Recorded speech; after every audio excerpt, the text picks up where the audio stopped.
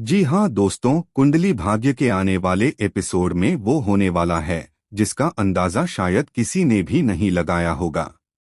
कहानी अब ऐसे मोड़ पर आ चुकी है जहां हर किरदार का असली चेहरा सामने आने वाला है और सबसे बड़ा झटका लगने वाला है शौर्य और पूरे लूथरा परिवार को।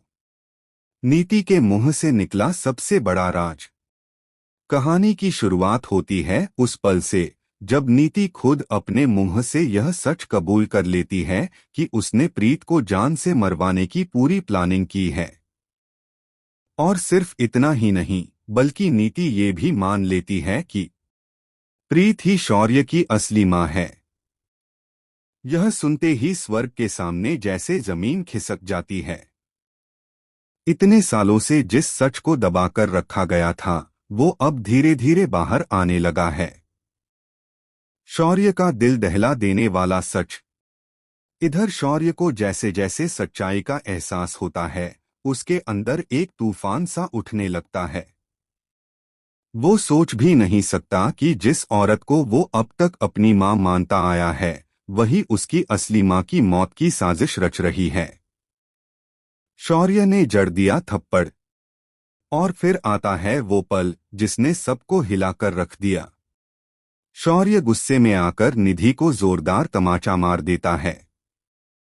जी हाँ दोस्तों, ये वही शौर्य है जिसने हमेशा निधि को मां मानकर सम्मान दिया, लेकिन जब उसे अपनी असली मां के साथ हुए धोखे का पता चलता है तो वो खुद पर काबू नहीं रख पाता।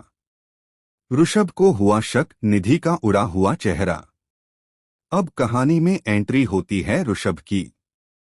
ऋषभ देखता है कि निधि का चेहरा पूरी तरह उड़ा हुआ है, उसकी आंखों में डर साफ नजर आ रहा है। ऋषभ तुरंत सवाल करता है, निधि आज तुम्हारा चेहरा इतना पीला क्यों पड़ गया है? इतने सालों में घर पर इतनी मुसीबतें आईं, लेकिन तुम्हें कभी इतना परेशान नहीं देखा। आज ऐसा क्या हो गया? निधि कुछ भी जवाब नहीं दे पाती। उसकी चुप्पी ही ऋषभ को सब कुछ बता देती है। ऋषभ समझ जाता है पूरा खेल।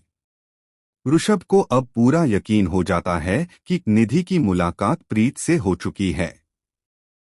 निधि बिना कुछ कहे वहां से भाग जाती है और सीधे अपने कमरे में चली जाती है।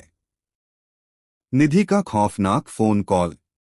कमरे में जाते ही निधि फोन उठाती है और उसी आदमी को कॉल करती है जिसे उसने प्रीत को मारने के लिए भेजा था। वो गुस्से में कहती है, करण के सामने ही प्रीत को मार देना। मैं तुम्हें 5 लाख रुपए से भी ज्यादा दूंगी।